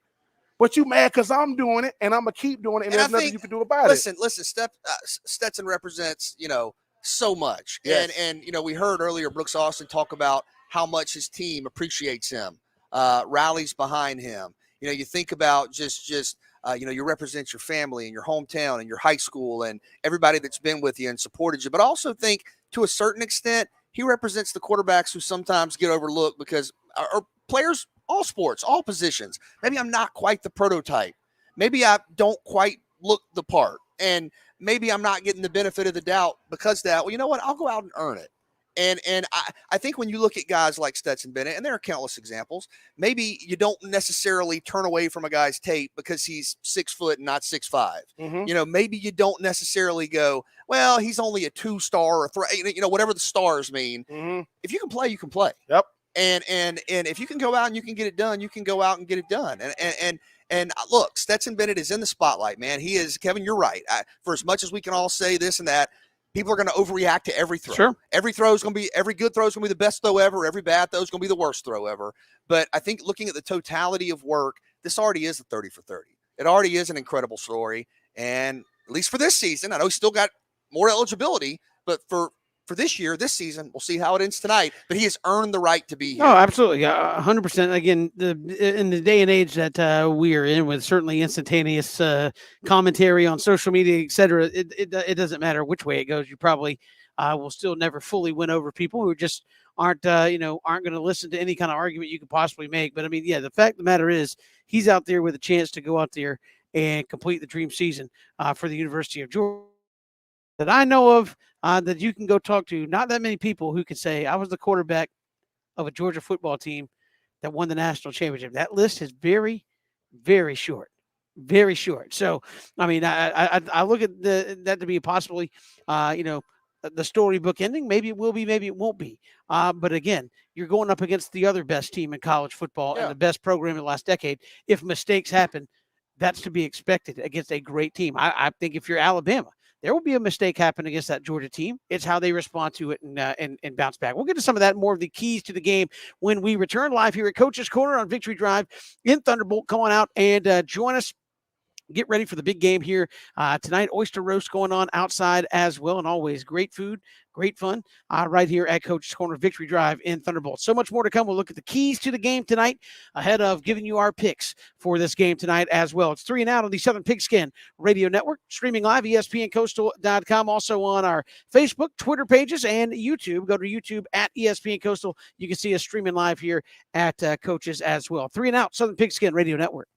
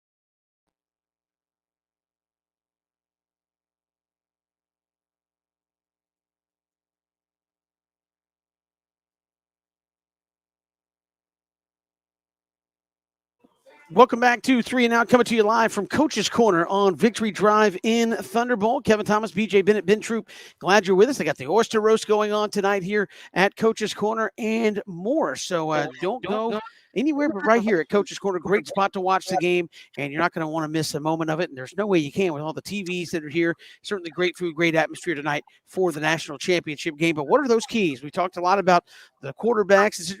What do you see are the keys to victory tonight, BJ and Ben, as we get ready for a game that we've dissected every single way possible coming into tonight's kickoff?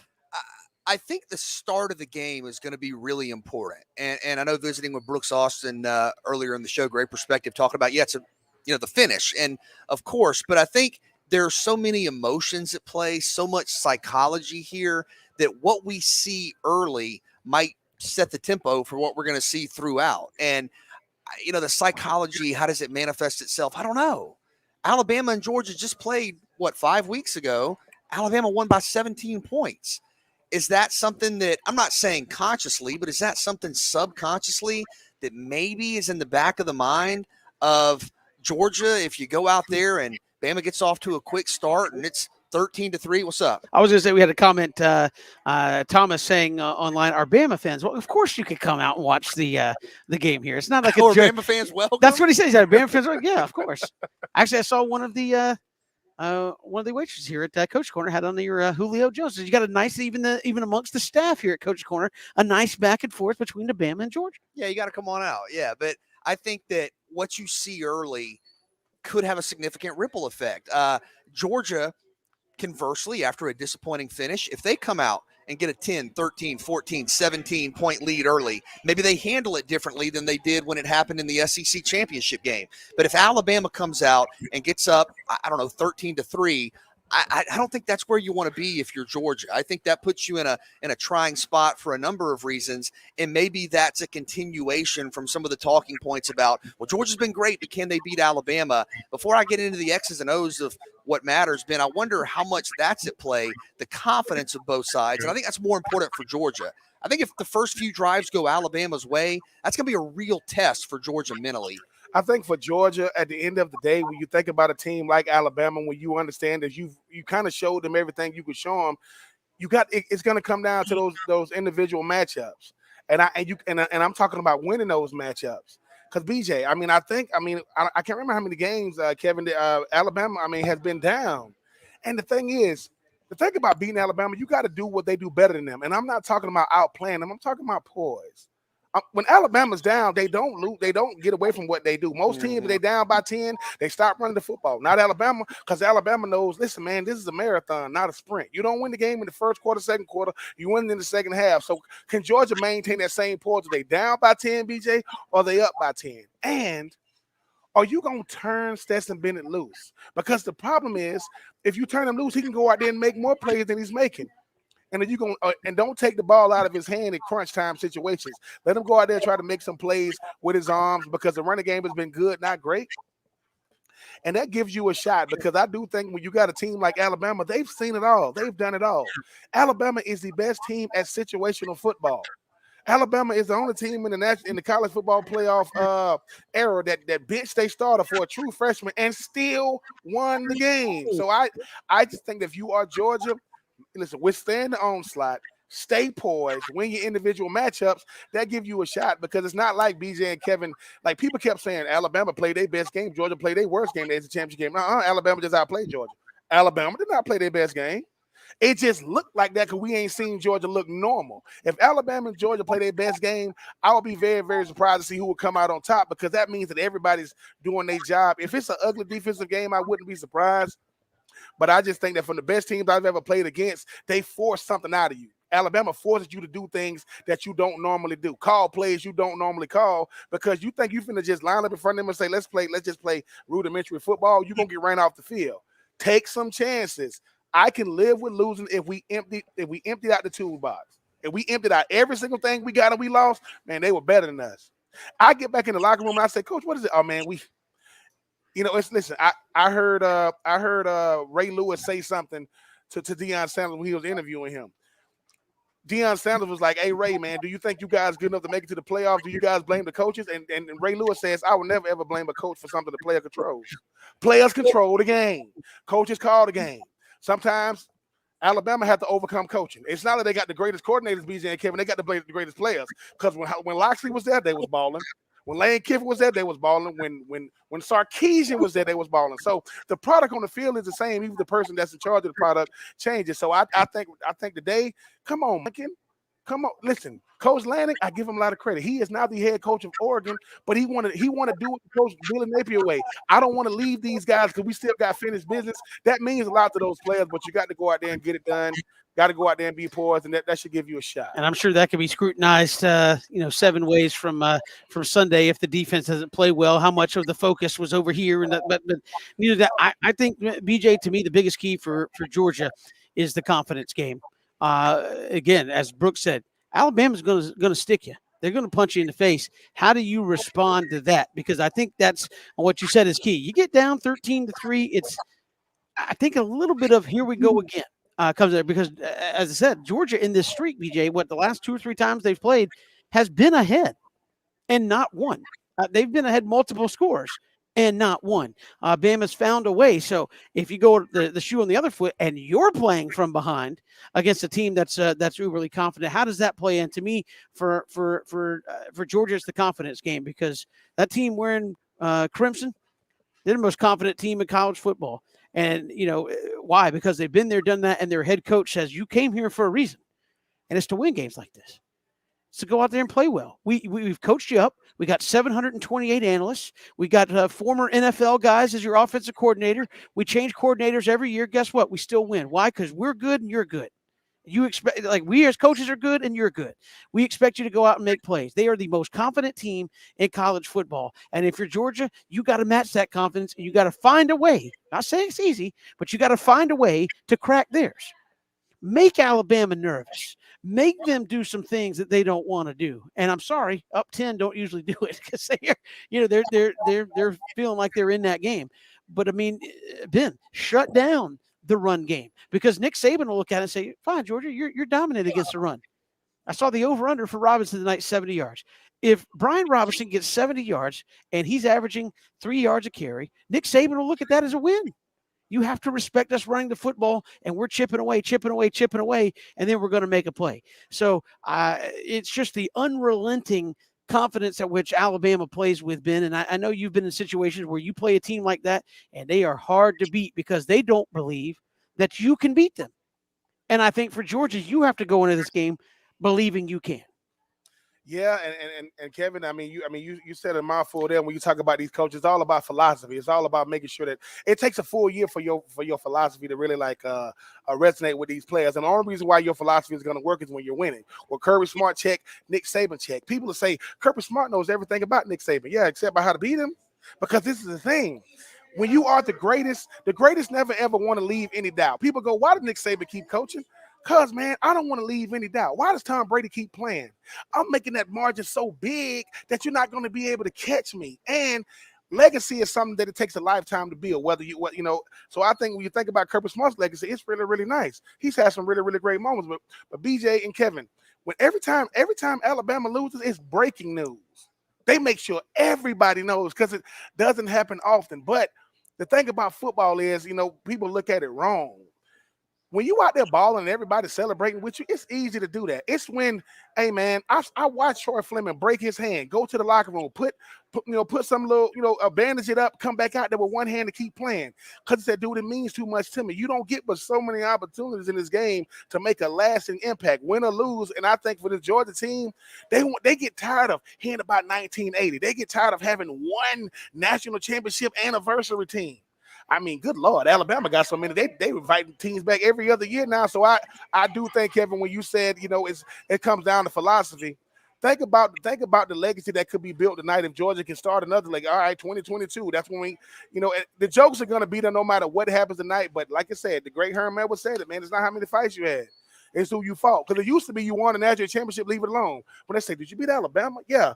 They know how hard that is to do because different cast of characters, they're trying to get back to the top of the mountain again We'll see what happens tonight, but Georgia got good of a shot as any. We got more to come here, 3 and Out on this Monday, Georgia-Bama. Coming up in just a little bit. We are at Coach's Corner on Victory Drive in Thunderbolt. Come on out and join us. Grab you something good to eat. They got the oyster roast going on outside as well. You don't want to miss that, and not a bad seat in the house for this one this evening. Come out and take it all in here at Coach's Corner. This is 3 and Out on the Southern Pigskin Radio Network. We're streaming live on our Facebook page, on our Twitter page. You can also go to our YouTube page at ESPN Coastal on YouTube, and you can catch us streaming live there as well. We're coming back with more. Our picks coming up next here on 3 and Out.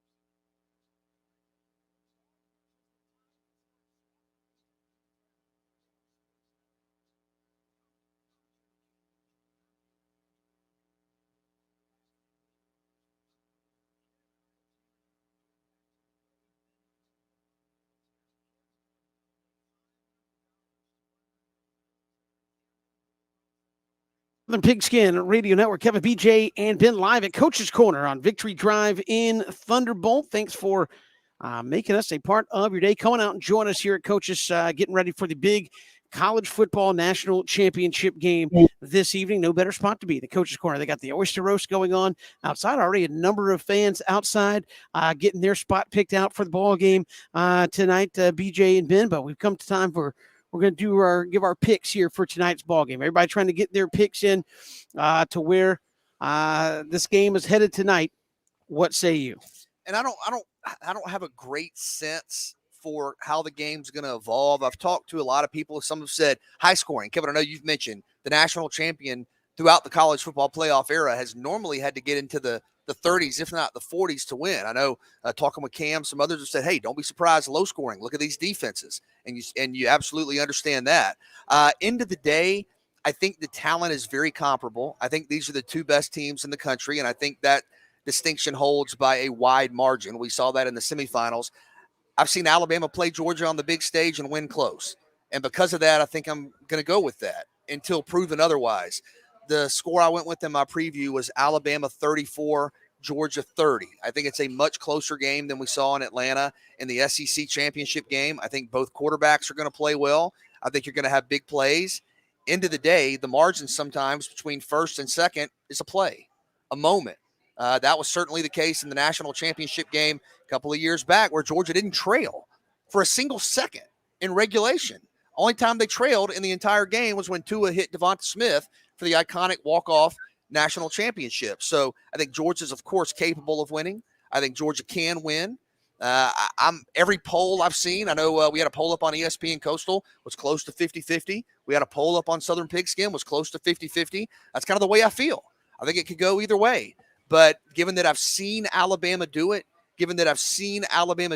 against Georgia, they played a month ago. The Tide won by 17. I think it'll be closer than that. But I'm going to go Alabama 34, Georgia 30 as the Tide win another national championship, Ben. The one thing I do know that's definitely going to happen tonight, Kevin and BJ, is the world is going to get introduced to Stetson Bennett, and he's going to get to show the world why, size has nothing to do. I heard somebody say if you peel back, if you peel back and see the size of his heart, that's what's going to be shown tonight. Georgia has earned all the respect they've garnered throughout the course of the year because they was the number one team in the country this year. It's not that it was a down East. It's just that the beast of the East was still the beast. And beast, I mean Georgia. When you talk about Alabama, if you've ever seen Alabama practice, if you see how hard it is to make it through practice, you see how much fun those guys have when they play. Trying to live up to the expectation of a guy like Nick Saban who's seen it all, done it all, is only adding to his legacy, only adding to his GOAT status. It's hard to live up to that. You don't go to Alabama because you're afraid of controversy, or you don't go to Alabama because you're afraid to work hard. You go to Alabama because you feel as though you fit the bill. Once again, Will Anderson was told at Georgia he's too small. We don't know how big he's going to be. He went on to become the SEC Defensive Player of the Year. BJ, as you mentioned, had a sack and a tackle for a loss in the SEC Championship game, and because he didn't have 5 sacks, people think he looked pedestrian. With all that being said, with all the respect that has been garnered from both teams, I'm still going to go with Alabama 31-28. And that's not because I don't think Georgia's not good enough to beat them. Sometimes your best doesn't mean you're going to come out victorious. Just because you've been incredible throughout the course of the year. Like you say, Kevin, it's something about when the man name is Nick Saban, when the man name is the Alabama Crimson Tide, it's hard to beat that guy. Because look at the adversity they went throughout the course of the year. They almost lost to LSU, almost lost to Auburn. That's called winning. And the only team that beat them was a team that, and Jimbo Fisher, who's making declarations in the offseason saying we're gonna beat what. He better be lucky he came up with that win too. So I just think that this game, obviously Alabama. I'm picking Alabama to win, but that doesn't mean that the respect is going to be earned by Georgia. None bigger than Stetson Bennett, because BJ, Kevin, BJ, you said something that I think it goes even deeper than that. You said to the players that's been doubted, to the people who have been doubted in their life. You ain't this, you ain't that. Stetson represents that. Yeah. Because you say people can't, you're talking about people in the sense they can't control it, but I will say this. Stetson's going to make throws to show you why, Kevin, like you said, the first time you and BJ saw him, you go, that's him? He said blue 42, and let it fly. The mailman is not something he gave himself. Nicknames should be given by 2 people. friends and family members, not you. I mean, they call me I don't care what they call you. Did you the mailman? And because he What delivers. if you give yourself the nickname KT Blazer? What if? Yeah, What that's is, different. What is the Okay. what is it? I mean, listen, or the artist formerly known as Casey Blake. That's a little bit different. But Yeah. I just think that when I watch these two teams tonight, when people ask, man, what is it about college football that you love?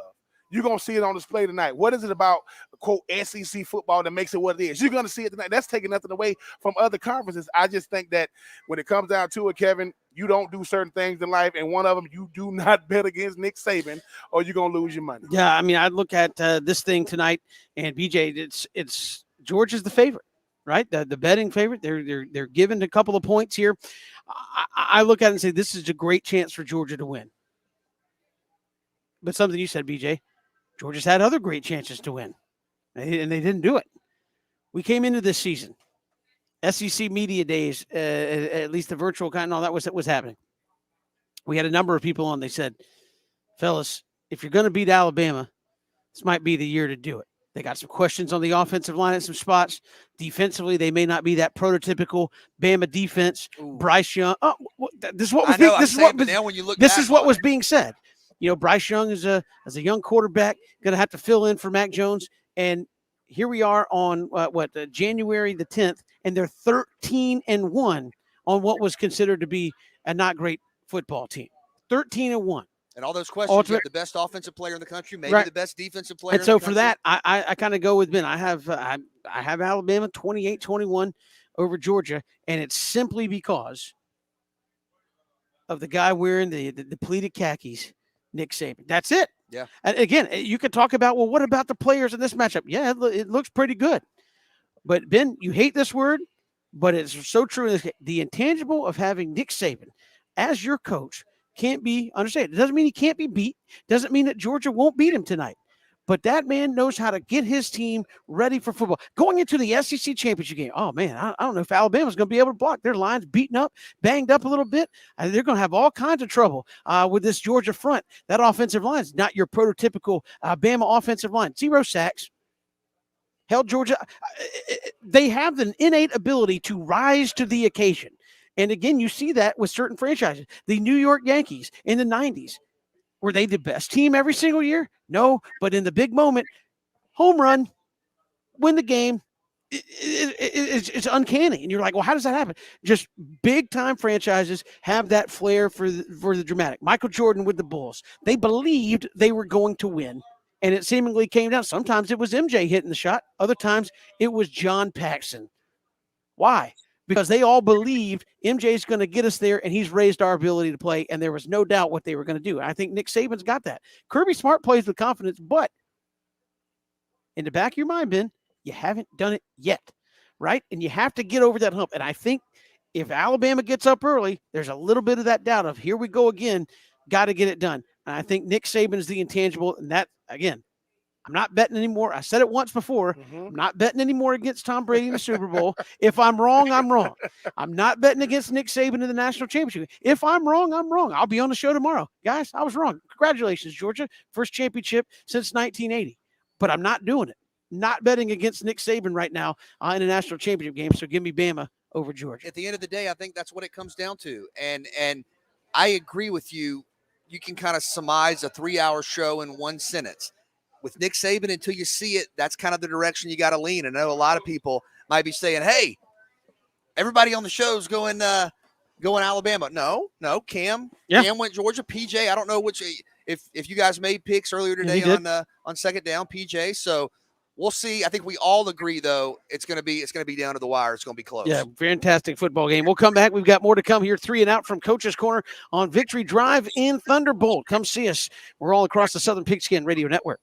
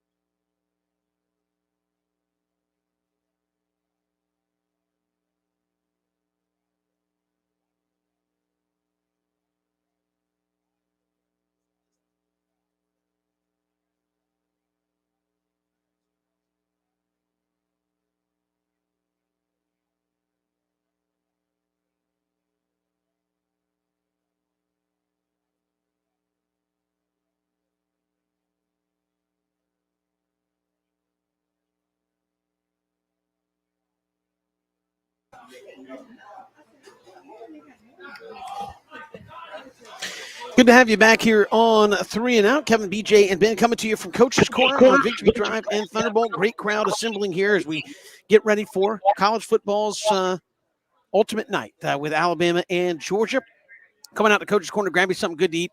Great crowd outside at the Oyster Roast going on, and not a bad spot in the house here for Georgia and Bama tonight. Of course, for those of you in Savannah, we've got pregame coverage already going with Georgia and Alabama. We'll have coverage for you in Brunswick and Waycross starting at 7 p.m. tonight with all the pregame coverage. Kickoff just after 8. And, guys, tomorrow it's going to be a lot to talk about, win or lose for the Dogs, and certainly a lot to talk about for Nick Saban. If they win, adding to the legacy, or if they lose, has Georgia then crested that hill? So a lot to talk about either way that this thing goes tonight.